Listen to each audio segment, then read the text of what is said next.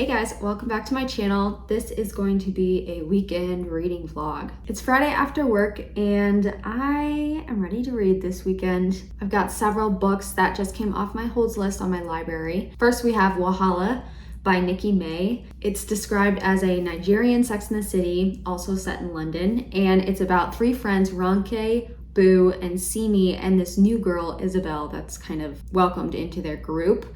And at first, Isabel seems to be bringing everyone together, but she might actually be making everything more chaotic. I love reading about female friendship. Obviously, I love Sex and the City. It also says it's glamorous, so I'm hoping for some fashion moments. I don't know what I'm expecting here, but I also am expecting a little bit of drama, maybe even a little bit of a thriller. Maybe Isabel's like a secret stalker. We'll see. I also have Magic Burns, which is the second book in the Kate Daniels series by Ilona Andrews. I read the first one in another vlog, which I will link, I think, up here. I don't know exactly what this one is about, but I do know that I really liked the first one. I was pleasantly surprised by how much I enjoyed it. Reading the summary of this one, it says something about like how every 7 years extra magic is pulled into this world.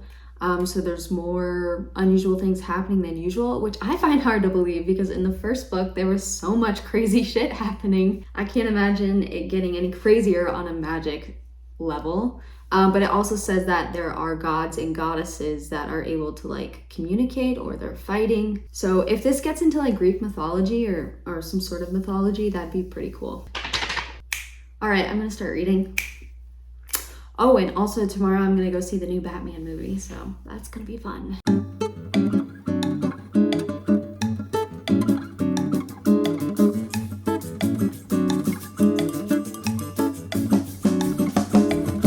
I was just trying to do a really cool shot of me reading my ebook and eating my dinner. I saw macaroni and cheese on my couch. Okay, I'm only like 8% in, but let me give you the details. Our three main girls, we have Ronke. She's dating this guy and all of her friends think that she always ends up dating like dipshits. But in the present moment, they have plans, her and her boyfriend, to move into a place together. Good for her. You can tell that she's really daydreaming about the domestic life. Our next girl is Boo, who has the domestic life and she's feeling very stifled by it. She was like a career woman and now she has a daughter and a loving French husband. So since this summary likened these girls to the Sex and the City girls, I'm just gonna quickly categorize them. Ronke sounds like she is Charlotte, stuck in Miranda's life. And Boo sounds like Miranda stuck in Charlotte's life. So they just need to do a little swap-a-roo. Then we have Simi. I just started her chapter, so I don't know too much about her, but she's already like name dropping brand names. So I'm guessing she's the Carrie. She's married to some dude and he wants to have kids, and from the sound of it, she's not ready for that yet. So maybe like a Carrie and Aiden situation, question mark. It seems like Ronke is going to be the heart of this book, just because both of the characters, Simi and Boo, have talked about how she's so warm and all the people around them just love Ronke. And then we have Isabel, who I don't know if she's going to get a point of view, but we have met her. So since there's no Samantha yet, is she the Samantha? Okay, I think that's the extent of my Sex and the City references. All these girls met in college, and they have a lot in common. They've stuck together. They are Nigerian, they're all of mixed race, and they all have daddy issues. Okay, Isabel is way too interested in Ronke. I feel like there's something going on. Maybe with her father. Maybe they're sisters. I don't know. I feel like I'm trying to make this a thriller and it's probably not going to be. I'm having so much fun with this book. I'm listening to the audiobook and I really like this narrator, but I just laughed my head off while Ronke was in the salon with Boo.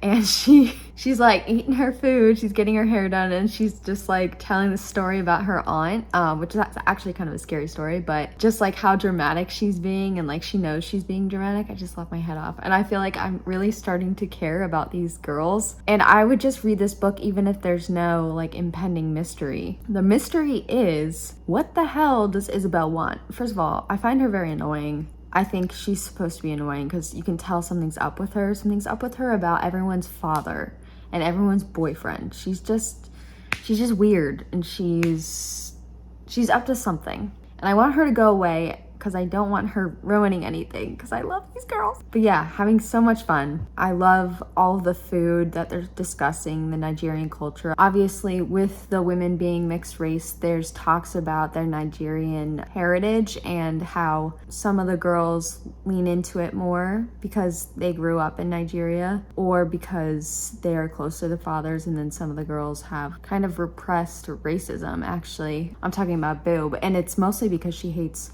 her father, who she didn't know, and he's Nigerian. So there's lots going on. There's so much detail in this, and it's so fun. I'm just loving it. So I'm gonna keep reading. Okay, wait, Isabel is Allie from Pretty Little Liars. I'm about halfway through this book, and I really, really like it. And I really care about these women, but at the same time, it is painful to just read about someone potentially ruining their life though, or making just bad, poor decisions. I feel so bad. Hello, it is Saturday. We went to go see the new Batman movie. It was pretty good. And then we went out to lunch, and now I'm gonna finish Wahala. Okay, I just finished Wahala. I really, really liked it. It was really engaging. So yeah, I really loved some of these girls. Boo drove me effing crazy, and I can't get into why, but she's pretty racist, and I understand that she is dealing with suppressed racism because, you know, she has ideas about her father who left her. But yeah, it was kind of even uncomfortable at times, just some of the things she said, like about her hair, and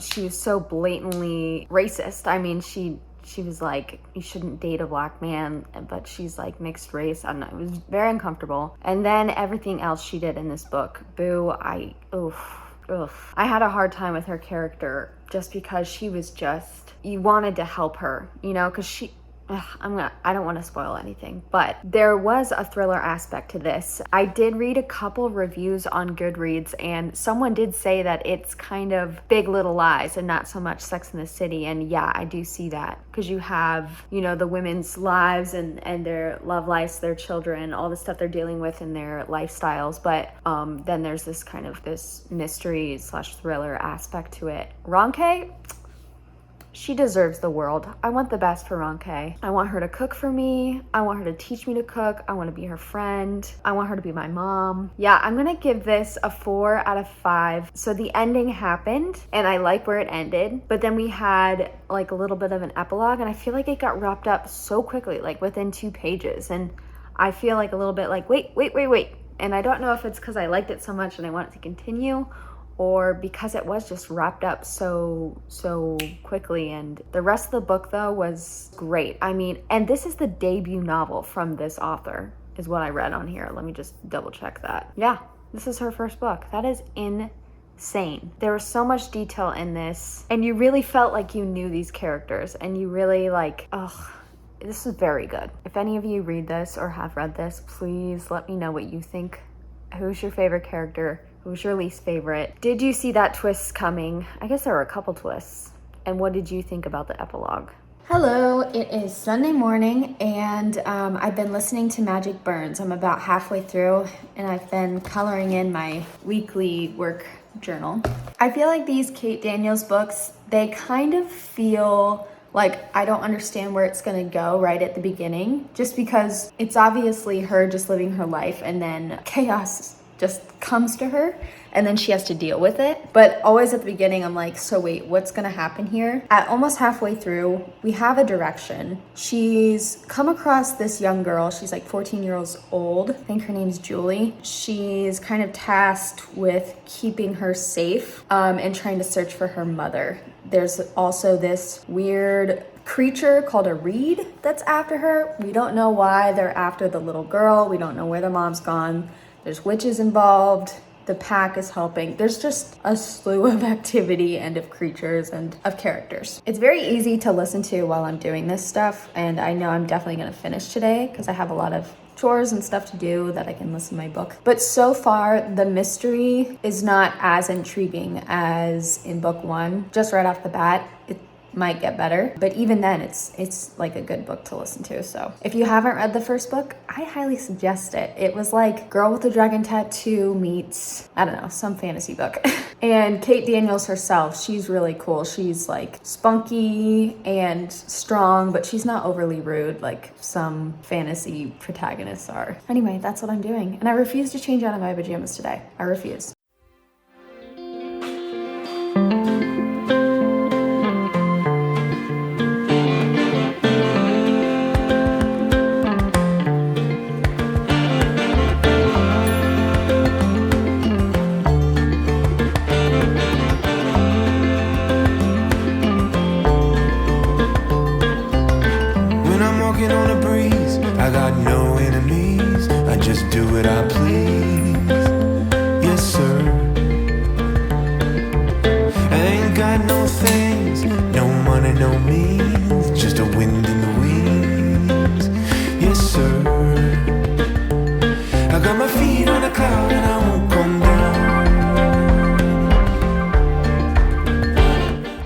Okay, I just finished Magic Burns. I thought it was all right. Like I said, I like Kate's character, but the story itself in this one, I don't know if it's just that I've listened to the audiobook this time versus read the ebook last time. Sometimes I feel like I connect more when I have, you know, physical words to read. I will be reading another of the series because I didn't think there was anything bad with it. It just didn't catch my interest as much as the first in the series.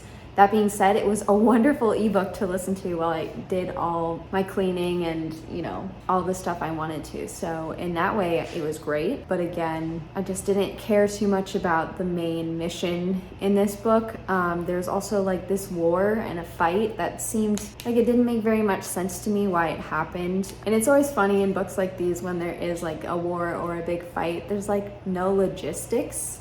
Like no one sets up, okay, we're gonna meet here at this place at this time. I just don't really care too much about battle scenes in books or movies, really. There's more of that romance brewing that's been teased to us for 2 books now, so I am interested in that. But I do like how it's not like laid down with romance. The author does do a good job of describing all of the fantasy aspects and focusing more on Kate herself than having to put that in the mix too. Of course, as we get to know everyone, I think we'll have the bandwidth to appreciate a romance and the fantasy part of it. So that's really it for today. I'm glad I got 2 books done. I really love Wahala, so I feel good about this weekend. I'm just gonna edit this video and get some sushi for dinner. If you guys watched to the end, thank you.